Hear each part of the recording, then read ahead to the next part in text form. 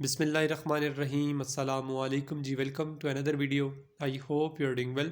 सो FDE EST phase 3 2024 के जो test conduct हुए थे, उनकी जो फ़ाइनल इंटरव्यू कॉल है, जो फ़ाइनल इंटरव्यू लेटर्स हैं, वो फाइनली रिसीव हो चुके हैं।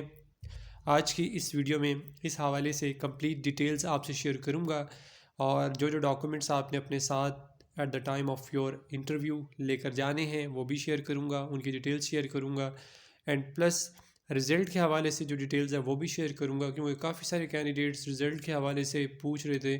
बहुत सारे कमेंट्स मैंने देखे रिज़ल्ट के हवाले से और बहुत सारे कैंडिडेट्स को मैंने रिस्पांस भी किया। और मैंने प्रीवियस जो वीडियो अपलोड की थी FDST फ़ेज़ 3 की, उस पर भी मैंने रिज़ल्ट के हवाले से डिटेल्स शेयर की थी। और बट शायद वीडियो को आपने कंप्लीट नहीं देखा होगा, तो कोशिश किया करें वीडियो को एटलीस्ट उतना देखा करें कि आपके माइंड में कोई क्वेश्चन हो तो उसका आंसर वहाँ से आपको मिल जाए। सो आज की इस वीडियो में ये कंप्लीट डिटेल्स आपसे शेयर करूँगा। सबसे पहले आपको मैं रिज़ल्ट के हवाले से बता देता हूँ कि जो कैंडिडेट्स रिज़ल्ट का पूछ रहे थे, तो याद रहे कि जो रिज़ल्ट है वो फ़ेज़ 3 2024 का अनाउंस नहीं हुआ, ठीक है। फ़ेज़ 2 2024 का जो रिज़ल्ट था वो भी अनाउंस नहीं हुआ था। जो कैंडिडेट शॉर्ट लिस्ट हुए थे, यानी कि क्योंकि फेडरल बोर्ड ने आपका टेस्ट कंडक्ट किया, तो उनके पास जो आपके मार्क्स हैं, क्योंकि उन्होंने चेक किए होंगे तो उनके पास वो मार्क्स उनको पता होंगे, जितने भी मार्क्स आपके बनते होंगे, तो उन्होंने ख़ुद ही शॉर्ट लिस्ट करके जो कैंडिडेट शॉर्ट लिस्टेड थे उनको जस्ट उन्होंने ईमेल्स इंटरव्यू के लिए कर दी थी, ठीक है। तो अब आप बहुत सारे कैंडिडेट्स ये पूछ रहे थे कि सर हम रिज़ल्ट कैसे चेक करें।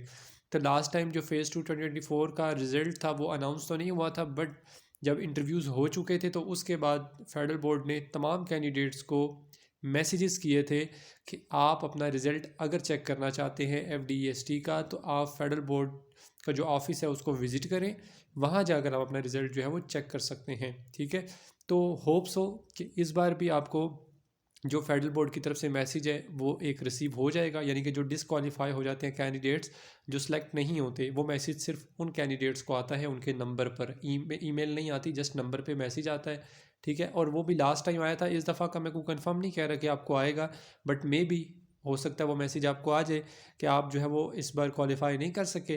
तो अगर आप फिर भी अपना रिज़ल्ट चेक करना चाहते हैं तो आप फेडरल बोर्ड के ऑफिस को विज़िट करके अपना रिज़ल्ट जो है वो चेक कर सकते हैं, ठीक है। तो ये रिज़ल्ट के हवाले से जो डिटेल्स थी वो मैंने आपसे शेयर कर दी हैं, ठीक है। अब फिर आप यही क्वेश्चन पूछ रहे होंगे नीचे, तो इस वजह से फिर मैं रिस्पॉन्स नहीं कर पाता, क्योंकि और भी काफ़ी कमेंट्स होते हैं। तो मैं ये समझता हूँ कि जो मतलब जेन्युइन क्वेश्चन होता है किसी का, तो उसका आंसर करना बहुत ज़रूरी होता है। जिस क्वेश्चन का आंसर आपकी वीडियो में कर दिया होता है तो वो वाले क्वेश्चन ना पूछा करें, ठीक है। अच्छा, अब यहाँ पर जो ये कैंडिडेट को ईमेल लेटर रिसीव हुआ, दो कैंडिडेट्स और हैं, उन्होंने भी मुझसे लेटर अपना शेयर किया कल, और कल के दिन ही रिसीव हुआ।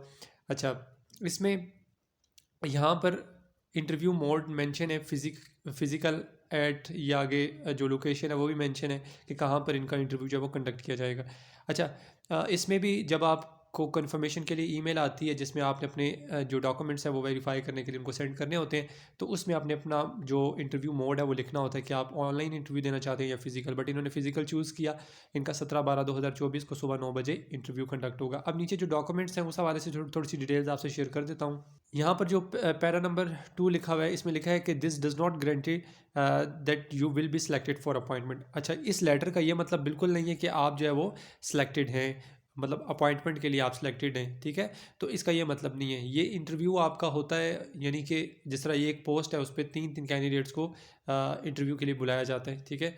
और उसके अलावा मतलब एक सीट के लिए 3 कैंडिडेट्स को इंटरव्यू के लिए बुलाया जाता है। अब उन 3 में से जिनका इंटरव्यू अच्छा होगा, ठीक है, पहली बात तो इंटरव्यू की होती है, जिनका इंटरव्यू अच्छा होगा, इंटरव्यू के बाद फिर आपका अगर अगर आपके पास कोई BEd MAd की डिग्री होगी तो वो एक प्रेफर आपको करते हैं, ठीक है, एक प्लस पॉइंट होता है आपके लिए।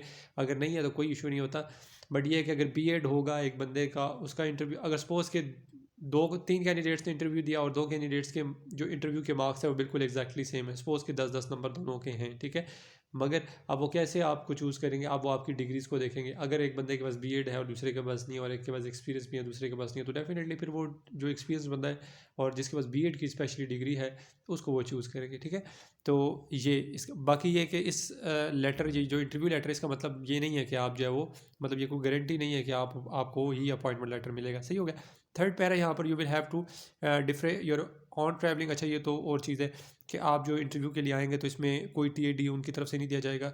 जो भी खर्चा शर्चा करना है वो सारा आपने अपना करना है। बाकी जो फॉर्मल ड्रेस वगैरह यहाँ पर मेंशन है, आपने अच्छे से ड्रेसअप होके जाना है, यानी कि जो भी आप ड्रेस करते हैं, अबाया करते हैं, बुर्का करते हैं, निकाब हिजाब जो भी करते हैं, फ़ीमेल हैं या जो मेल हैं, वो भी जिस जिस ड्रेस में कंफर्टेबल होते हैं। अक्सर मोस्टली ऐसा होता है कि जो मेल कैंडिडेट्स हैं उन्होंने कभी भी ड्रेस पैंट कोट जो है वो नहीं पहना होता, ठीक है। जो ड्रेस पैंट शर्ट होती है, ऊपर ड्रेस कोट होता है, वो नहीं पहना होता।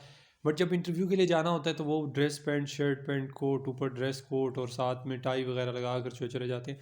अब उसमें वो कंफर्टेबल नहीं होते। वो इसलिए कंफर्टेबल नहीं होते क्योंकि नॉर्मली जब आप आम रूटीन में एक चीज़ नहीं पहनते, ठीक है, और इंटरव्यू के टाइम पर आप वो पहन के चले जाते हैं, या इसी तरह अगर आपने नॉर्मली रूटीन में कभी नहीं पहना होता तो आप किसी शादी ब्याह पे चले जाते हैं वो पहन के, तो आप बहुत जो है ना वहाँ पर मुश्किल में होते हैं, ठीक है। तो कोई भी काम आप सही से नहीं कर पाते। तो सेम ऐसे ही होता है इंटरव्यू में भी। जब आप एक चीज़ में कंफर्टेबल नहीं है और आप वहाँ चले गए हैं, और फिर डेफिनेटली अगर जो चीज़ आपको आती भी होगी ना, आप उसकी वजह से जो है ना वो परफॉर्म अच्छे से नहीं कर पाएंगे, ठीक है। तो मैं ये कहता हूँ कि आप जो मर्ज़ी पहन कर जाएं, अपने जो जो जो नॉर्मल जो ड्रेस होता है, जिस तरह जो हमारा ड्रेस है, कमीज़ शलवार जो है वो पहने, ऊपर ड्रेस कोट पहन लें या ऊपर वेस्ट कोट पहन लें, बस सिंपल। या अगर आप ड्रेस पैंट कोट पहनते भी हैं, नॉर्मली भी अगर पहनते हैं, तो अगर आप at the time of your interview आप पहन कर भी जानते हैं तो उसमें टाई वगैरह ना पहना करें, टाई के बगैर जाया करें, वो बंदा ठीक लगता है। वो मतलब टाई पहन के तो अजीब ही लग रहे होते हैं। खैर, मैं आपको यही सजेस्ट करूँगा कि आप जिस तरह भी नॉर्मली जो चीज़ पहनते हैं वही चीज़ पहन कर जाएँ वहाँ पर भी, ठीक है, ताकि आप इजीली अपना इंटरव्यू जो है वो दे सकें, ठीक है। अच्छा जी, तो ये तो हो गया आपका इंटरव्यू के हवाले से, क्योंकि यहाँ एड्रेस के हवाले से लिखा था तो इसलिए मैंने आपको डिटेल्स शेयर कर दी आपसे। फिर यहाँ पर जो नेक्स्ट पैरा नंबर 4 है, you will not be allowed to appear, okay. तो इस पैरा नंबर 4 में यही मेंशन है कि आपने अपना जो ओरिजिनल CNIC है वो साथ लेकर आना है, डोमिसाइल लेकर आना है, मैट्रिक इंटरमीडिएट के सर्टिफिकेट्स यानी डिग्रीज लेकर आनी है। उसके अलावा जो बाकी आपकी डिग्रीज़ हैं, जिसमें आपने अगर BS किया तो उसकी डिग्री, अगर आपने BSc की है तो उसकी डिग्री, MA MSc की है तो उसकी डिग्री, MPhil MS जो भी किया हुआ है उसकी डिग्री। इसके अलावा जो आपके कोई डिप्लोमा अगर आपने किया हुआ है, ठीक है, या कोई और ट्रेनिंग सर्टिफिकेट्स हैं आपके पास वो, उसके अलावा एक्सपीरियंस के सर्टिफिकेट्स हैं वो। अगर आप सरकारी मुलाजिम हैं, कहीं पर भी आप गवर्नमेंट जॉब करते हैं तो उसके लिए आपको NOC भी रिक्वायर्ड होगा, वो भी आपने साथ लेकर आना है। उसके अलावा ये जितने डॉक्यूमेंट्स आपको ओरिजिनल बताए हैं, इन तमाम ओरिजिनल डॉक्यूमेंट्स की आपने फ़ोटो कापीज़ करवा कर किसी भी 17 ग्रेड के ऑफिसर से अटेस्ट करवाने, और वो अटेस्टेड कॉपीज़ अपने साथ लेकर जानी है लाजमी, ठीक है। इस चीज़ को माइंड में रखते हुए जाइएगा, क्योंकि अक्सर कैंडिडेट जो ये ब्लंडर करते हैं कि अगर आपको देखें इंटरव्यू लेटर रिसीव हो गई, ये भी बहुत बड़ी बात होती है, इंटरव्यू लेटर रिसीव हुआ आपको, तो इसमें कोशिश क्या करें कि ब्लंडर कम से कम हो आपका, ठीक है। तो ये जितनी भी यहाँ पर चीज़ें लिखी हैं सारी आपने, अक्सर कैंडिडेट छोड़ के चले जाते हैं, तो जो चीज़ नहीं भी ज़रूरी वो भी साथ ले जाए, ताकि वहाँ पर कभी पता नहीं होता कोई चीज़ आपसे एक्स्ट्रा मांग ले, तो वहाँ पर फिर आप उनको देखते रह जाएंगे कि अब क्या करें हम, ठीक है। तो वहाँ परेशानी से बचने के लिए, वहाँ परेशान होने से बेहतर है कि आप पहले इसको अच्छे से पढ़ लें, जो डॉक्यूमेंट्स रिक्वायर्ड है वो अपने साथ लाजमी लेके जाएं, और टेस्ट लाजमी करवाइएगा, ठीक है। और जो ओरिजिनल CNIC और इसके अलावा जितने भी ओरिजिनल डॉक्यूमेंट्स हैं सारे अपने साथ लेके जाइएगा, ठीक है। 5वां नंबर पे पैरा जो लिखा है वो है जी, FDE interviews will not be affected by sudden announcement of public holidays. अच्छा, जिस तरह हमारे आजकल यहाँ पर सीन चलते हैं कि हर दूसरे दिन कोई ना कोई प्रोटेस्ट होते हैं, हर दूसरे दिन कोई ना कोई मतलब कोई प्रॉब्लम चल ही रही होती है पाकिस्तान में, तो कोई भी प्रॉब्लम चल रही होती है तो डेफिनेटली पब्लिक हॉलीडे जो है वो अनाउंस हो जाती है, और पिंडी इस्लामाबाद में तो वैसे ही पब्लिक हॉलीडेज़ हर दूसरे दिन हुई होती हैं। तो उन्होंने यहाँ पर क्लियरली मेंशन किया कि अगर कोई पब्लिक हॉलीडे इन केस मतलब कोई हो भी जाती है, कोई सडन अनाउंसमेंट हो जाती है, तो आपका जो इंटरव्यू है उससे इफेक्ट नहीं होगा, आपने फिर भी इंटरव्यू के लिए लाजमी आना है, ठीक है। और इसके अलावा यहाँ पर एक मोस्ट इंपॉर्टेंट जो पॉइंट लिखा हुआ है वो मैं आपको बता देता हूँ। ये लिखा हुआ है यहाँ पर कि only selected candidates will be informed about offer of appointment, ठीक है। तो जिस तरह अभी काफ़ी कैंडिडेट्स मुझे मैसेज कर रहे होते हैं कि सर हमें कोई मैसेज नहीं आया, कोई हमें ईमेल नहीं आई, तो याद रहे कि जब भी आप किसी जॉब के लिए टेस्ट देते हैं, अगर आप उसमें क्वालिफाई करते हैं, ईमेल लेटर आपको तब भी इंटरव्यू लेटर रिसीव होता है। इसी तरह ये इंटरव्यू लेटर अब जिन कैंडिडेट्स को रिसीव हुआ, अब ये कैंडिडेट्स इंटरव्यू में अपीयर होने के बाद जब इनका रिज़ल्ट आएगा, यानी कि जो शॉर्ट लिस्ट होंगे, सिर्फ उन्हीं कैंडिडेट्स को अपॉइंटमेंट लेटर्स आएंगे। उसके अलावा जो इंटरव्यू में भी डिस्क्वालीफाई हो जाएंगे उनको भी कोई उस हवाले से आगाह नहीं किया जाएगा कि आप डिस्क्वालीफाई हो गए, ठीक है।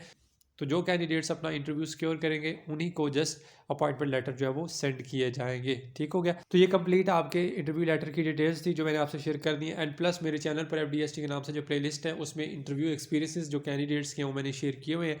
ठीक है, तो आप उसको विजिट करें, वहाँ से वो वीडियोस वॉच करें ताकि आपको इंटरव्यू के हवाले से मज़ीद क्वेश्चन जो है वो पता चल सकें और आप अपने इंटरव्यू की अच्छे से प्रेपरेशन जो है वो कर सकें।